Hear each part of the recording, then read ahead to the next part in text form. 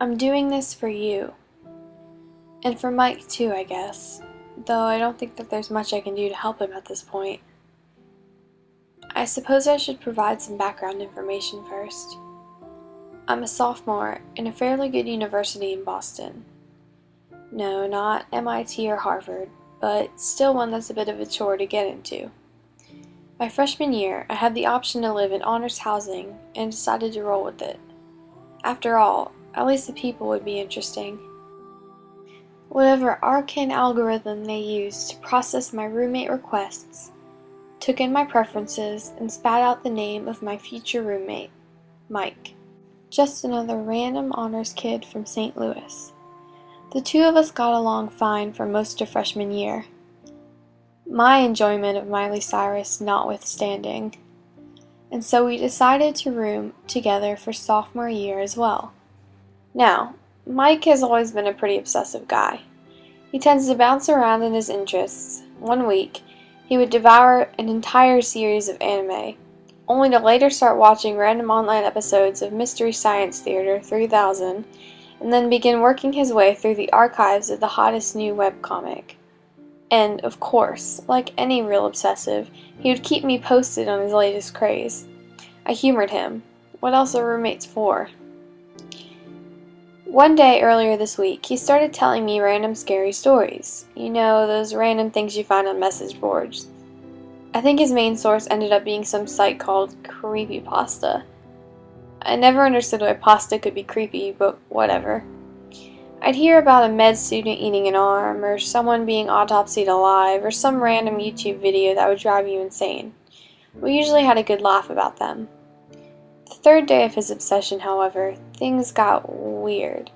He threw a few more stories my way before hitting the sack, but something seemed off. His voice had a sharp edge to it. As the hour got later, his banter got more and more inane, as though he was just talking to stave off having to go to sleep. Eventually, I pointedly got into my bed and rolled over, effectively ending any further chance of conversation. I wish I hadn't. I sleep like a log, and that night was no exception. I don't think I even came close to waking. Usually I can't remember any of my dreams, but the nightmare I had that night has been clear in my mind for days now. I dreamt I was trapped in a fog so dense I couldn't see my hand in front of my face. The damp air sent chills down my spine. I could hear muffled screams in the distance. There didn't seem to be any words, just guttural shrieks of pain. Instantly, don't ask me how, I recognized the screams as Mike's. I tried my best to run to him, but my feet just slid through the fog. I couldn't get any real traction on the ground, if there indeed was any ground. The screams got further away and more indistinct, though I could still tell that they were Mike's. Eventually, they faded to nothing, and I woke up. And every last trace of Mike was gone from the room. Everything. His laptop, his sheets, the official zombie survival guide poster on his wall, the heap of trash he lets accumulate on half of his windowsill. Everything. A thick layer of dust coated his entire side of the room. Absolutely nothing on my side of the room had been touched, nor had any of his stuff in the bathroom, the kitchen, or the living room of our suite. Only in the bedroom had anything been taken. I couldn't believe it. I prayed it was a dream. I pinched my elbow until the skin was red, until my fingernails drew blood. When I didn't wake up, I dialed campus security, who quickly brought in the police department. I was immediately kicked out of the room so they could go over everything with a fine-tooth comb. I think I must have been in shock. I felt completely numb, like nothing around me really mattered. I left my laptop out in our suite's common room, so I used that to distract myself. Or tried to, at any rate. When I popped open the laptop, however, a Word document stared at me. Its text was the following. I know this is stupid. I can't help but think how much I'll regret this in the morning, but for some reason I'm genuinely scared and I feel like this is the only way I can tell someone why. So here goes. Earlier, I was scouring the net for short horror stories. You know, rituals, tales of scary places, and the like. I came across this warning, I guess it was. I won't say what and I won't say where, for fear of you finding it yourself. Suffice it to say, it sent chills down my spine, something not much has managed to do. Still, as it has become my habit, I just clicked on the next hyperlink, going farther down the rabbit hole. The warning stayed with me though, in the back of my head, just nibbling away, waiting until I would focus on something else to rear its ugly head. This was irrational, I knew. My mind was just playing tricks on me.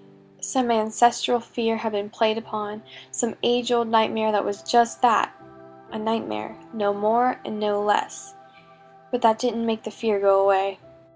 Only when I looked at the clock to see how long I had until you got back that it dawned on me that I had passed the time allotted by my warning to stop what was coming.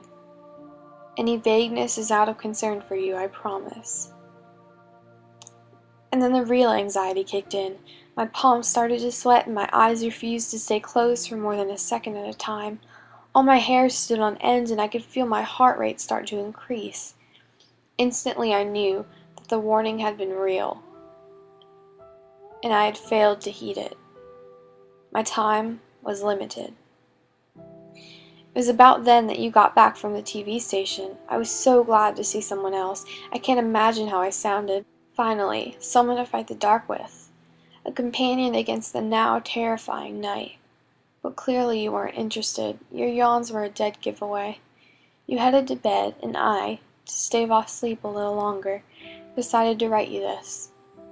Do me a favor. If I'm wrong, forget this ever happened. If I'm right, warn them. So that's what I'm doing. I'm warning you. Just be careful. Next time you go on an archive binge at Creepypasta, or start checking the horror thread of your favorite discussion board, or even just try Googling creepy stories, if you feel a chill run down your spine at some warning you've never read before, you might want to heed it. If you decide not to, however, if you just click on your merry way, please tell Mike I'm sorry. I couldn't get him in the fog.